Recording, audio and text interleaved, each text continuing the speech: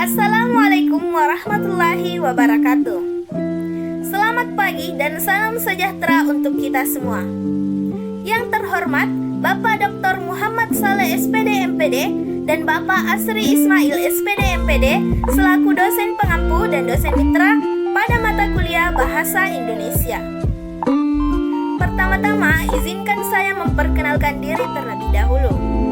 Nama saya Marwa Rashifa dengan NIM 21020850004 kelas 01 Pendidikan Kesejahteraan Keluarga Fakultas Teknik Universitas Negeri Makassar.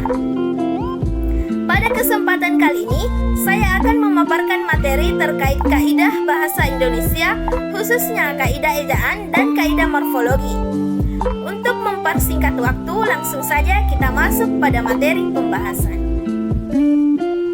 Kaidah bahasa Indonesia. Kaidah bahasa, dalam hal ini kaidah bahasa Indonesia, akan sangat penting dalam penerapannya pada penulisan ilmiah.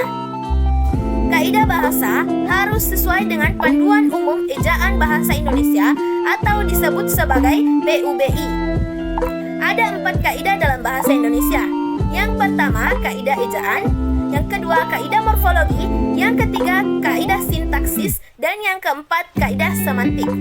Namun, materi yang akan saya bawakan berfokus pada kaidah ejaan dan kaidah morfologi atau pembentukan kata. Pembahasan pertama yaitu kaidah ejaan.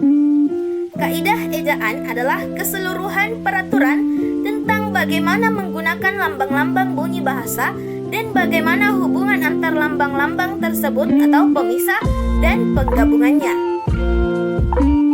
Secara teknis, kaidah ejaan dan tanda baca adalah aturan-aturan mengenai penulisan huruf, penulisan kata, dan penulisan tanda baca.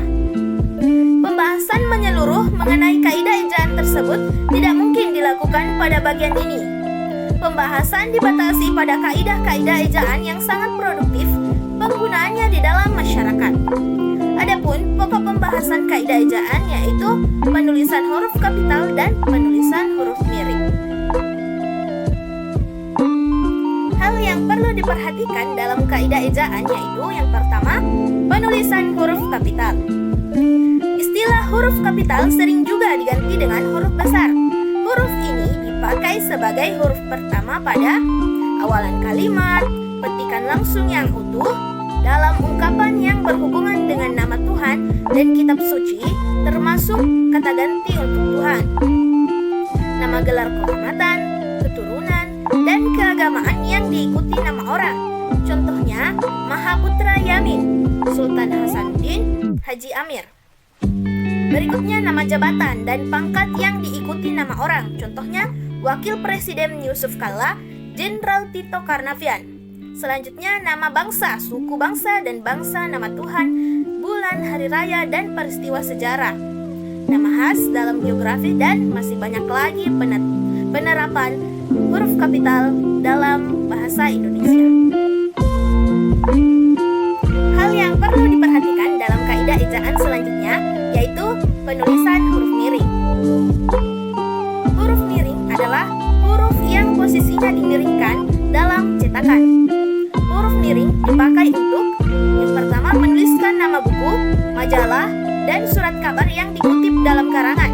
Contohnya, dia mendengar berita itu dari Kompas. Yang kedua, menegaskan atau mengkhususkan huruf, bagian kata atau kelompok kata. Contohnya, seluruh karyawan diwajibkan menghadiri acara tersebut. Yang ketiga, menuliskan kata atau ungkapan asing, kata nama ilmiah, kecuali yang telah disesuaikan ejaannya. Contohnya, hari-harinya padat dengan Facebook. Penulisan huruf miring biasanya dilakukan untuk judul, penegasan atau pengkhususan kata, dan istilah asing atau nama ilmiah. Pembahasan kedua yaitu kaidah morfologi atau pembentukan kata.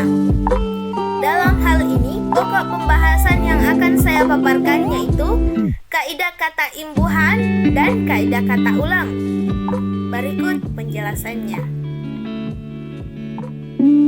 A. kaidah kata imbuhan. Kata berimbuhan adalah kata yang telah mengalami proses pengimbuhan atau afiksasi. Imbuhan atau afiks adalah satuan bahasa yang digunakan dalam bentuk dasar untuk menghasilkan suatu kata. Hasil dari proses pengimbuhan itulah yang kemudian membentuk kata baru yang disebut dengan kata berimbuhan. Imbuhan dalam bahasa Indonesia jumlahnya bermacam-macam.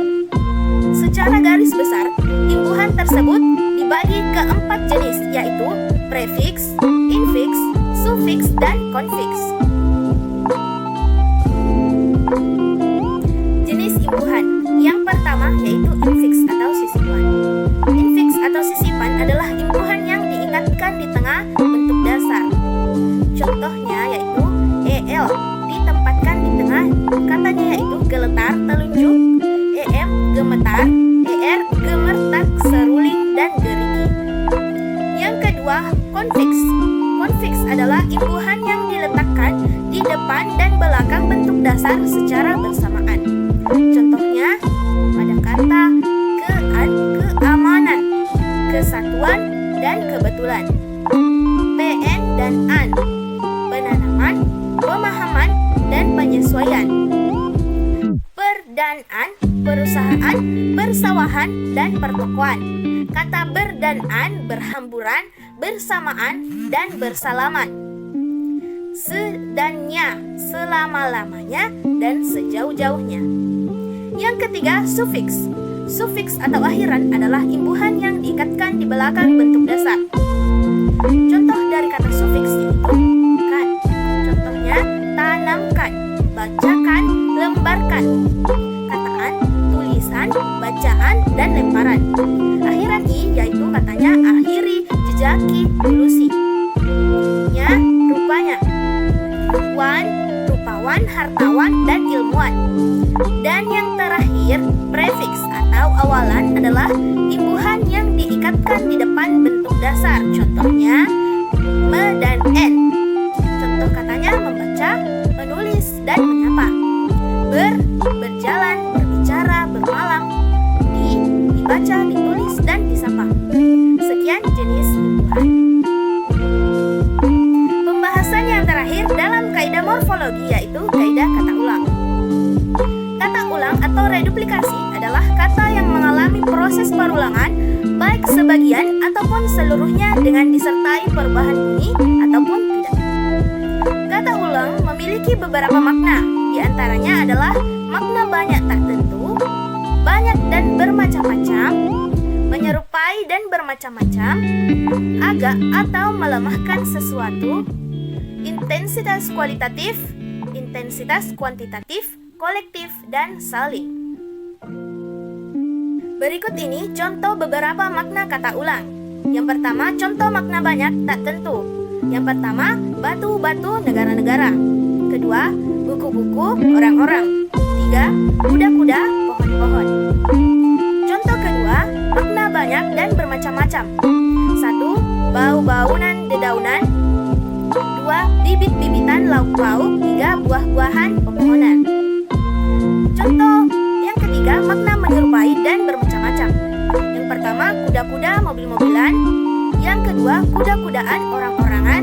Yang ketiga, kucing-kucingan robot-robotan. Yang keempat, contoh makna agak atau melemahkan sesuatu. Pertama, kebarat-baratan malu-malu. Dua, kehijau-hijauan pening-pening. Yang ketiga, keinggris-inggrisan sakit-sakitan. Yang kelima, contoh makna intensitas kualitatif. Satu, keras-keras segiat-giatnya. Dua, kuat-kuat setinggi-tingginya. Yang keenam, contoh makna intensif kuantitatif. Yang pertama, bercakap-cakap, manggut-manggut. Yang kedua, berlari-lari, mangguk-angguk. Yang ketiga, berputar-putar, mondar-mandir. Contoh makna yang ketujuh yaitu makna kolektif. Yang pertama, dua-dua, kedua-duanya. Yang kedua, empat-empat, ketiga-tiganya. Contoh terakhir yaitu makna saling. Yang pertama, berpandang-pandangan, pukul-pukulan. Yang kedua, bersalaman-salaman, tendang-menendang. Yang ketiga, lempar-lemparan, tolong-menolong. Itulah itulah tadi pemaparan materi yang dapat saya paparkan. Terima kasih kepada dosen pengampu dan dosen mitra yang telah memberikan tugas ini. Semoga apa yang saya paparkan dapat bermanfaat bagi diri pribadi dan bagi para penonton dari video ini.